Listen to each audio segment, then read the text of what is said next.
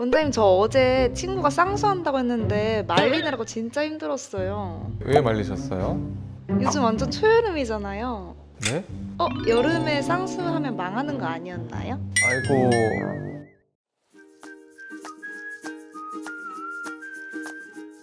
안녕하세요. 디바인 성형외과 원장 송선호입니다. 눈 성형은 아무래도 성형수술 중에서도 제일 드라마틱한 효과를 볼 수 있는 수술이다 보니까 오랫동안 많은 사랑을 받아왔고 우리나라 성형수술 부동의 1위입니다. 그래서인지 여기저기에 사실 여부를 알 수 없는 눈 성형에 대한 소문들도 넘쳐나고 있습니다. 실제로 저희 병원에 오신 환자분들 중에서도 눈 성형에 대해서 큰 오해를 하고 계시는 경우를 덜어봤습니다. 그래서 제가 오늘 OX 퀴즈를 통해서 눈 성형에 대한 오해와 진실을 풀어드리려고 합니다. X입니다. 눈 성형은 계절과 상관없이 언제든지 가능합니다. 많은 분들이 여름에는 땀도 많이 나고 체온도 올라가니까 수술 부위에 염증이 잘 생기고 상처가 덧날까봐 걱정하시는데요. 눈은 신체 부위 중에서 혈액순환이 가장 좋은 부위라서 염증이 생길 가능성이 극히 드뭅니다. 또 우리가 일상생활 하면서 수술 부위에 영향을 끼칠 정도로 아주 높은 습도와 기온에 노출되는 경우가 거의 없습니다. 여름에 너무 더워서 땀이 너무 많이 나서 눈에 계속 땀이 고여있고 이런 정도로 그런 고온에 노출되는 경우가 사실 거의 요즘에 없기 때문에 계절에 상관없이 수술 후에 상처 부위를 깨끗하게 관리하시면 눈수술뿐만 아니라 어떤 수술이라도 덧나지 않고 잘 아물 수 있습니다. X입니다. 물론 호박즙이 이뇨작용을 활발하게 하도록 도와줘서 안 드시는 것보다는 드시는 게 좋다고 생각합니다. 부기에 어느 정도 효과가 있긴 하지만 큰 효과가 있는 것은 아니라고 생각합니다. 부기에 가장 효과가 있는 것은 냉찜질과 산책입니다. 냉찜질을 하면 눈 주위에 있는 혈관이 수축하면서 부기가 덜 생기게 됩니다. 또 부기를 키우는 행동을 하지 않는 것도 중요합니다. 고개를 숙이고 있다든지 무거운 걸 든다든지 눈에 압력이 가해져서 부기가 심해질 수 있기 때문에 최대한 고개를 든 상태로 심장보다 환부를 높게 한 상태로 생활하는 것이 좋습니다. 수술했다고 눈이 부었다고 밖에 나가기 힘들다고 남이 수술한 거 알아볼까봐 집에서 누워만 있기보다는 집에 있을 때도 앉아 있거나 서 있는 것이 좋고요. 당연히 혈액순환이 잘 되면 부기가 잘 빠지기 때문에 밖에 나가서 산책하고 돌아다니는 거, 여름이라면 심야에 쇼핑도 하고 영화도 보고 밖에 나가서 많이 돌아다니는 것이 제일 부기 감소에 도움이 됩니다. 네, 5입니다. 절개 쌍꺼풀 수술 후에 비절개 쌍꺼풀 수술이 가능은 합니다. 다만 절개법으로 쌍꺼풀 수술한 뒤에 비절개로 수술하는 것이 가능한 경우는 매우 적습니다. 쌍꺼풀이 풀려서 같은 라인으로 고정을 하는 경우, 아니면 절개 흉터가 너무 좋아서 라인을 아주 살짝만 높이고 싶거나, 또 아주 드물지만 흉터가 너무 좋은데 라인을 아주 살짝만 낮출 수 있는 경우, 아주 일부의 경우에서만 절개 쌍꺼풀 수술 후에 비절개법으로 쌍꺼풀 재수술을 할 수 있습니다. 하지만 이전에 절개법으로 수술을 한 경우라면 대부분 재수술은 절개로 하는 것이 더 예쁘게 되는 경우가 많습니다. 그래서 수술 전에 정확한 상담을 받아보시는 것을 추천드립니다. X입니다.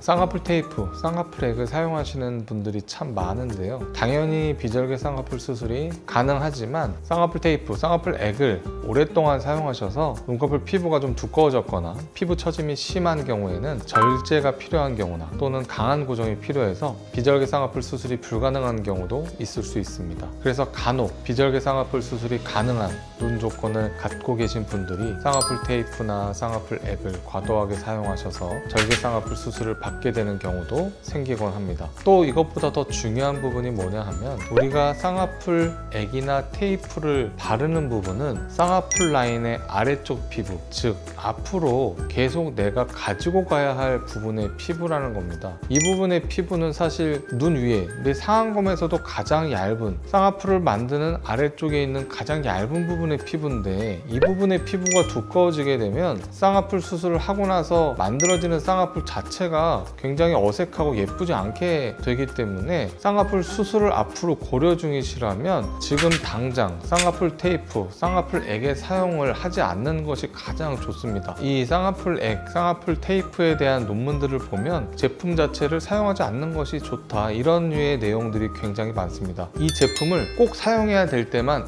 간헐적으로 사용하시고 지속적으로 사용하는 것은 눈 피부에 좋지 않은 영향을 미칠 수 있기 때문에 수술을 고려 중이시라면 이 제품의 사용은 자제하시는 것이 좋을 거라고 생각합니다.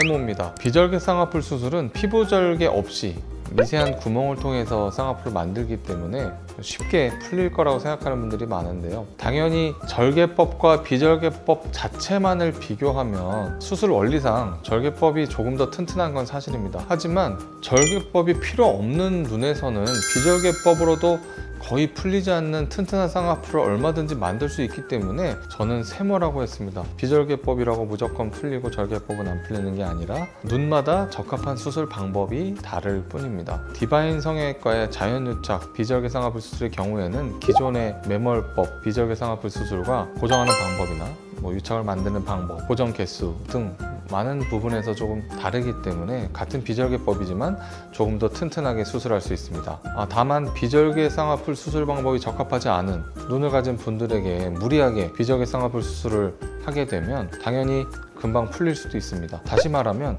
피부 처짐이 심하지 않고 지방이 많지 않은 눈에서는 비절개 쌍꺼풀도 절개 쌍꺼풀처럼 견고한 쌍꺼풀을 만들 수 있습니다. 따라서 비절개 쌍꺼풀 수술은 눈 성형 경험이 풍부한 의사에게 정확한 진단을 받으신 후에 진행하시는 것이 중요합니다.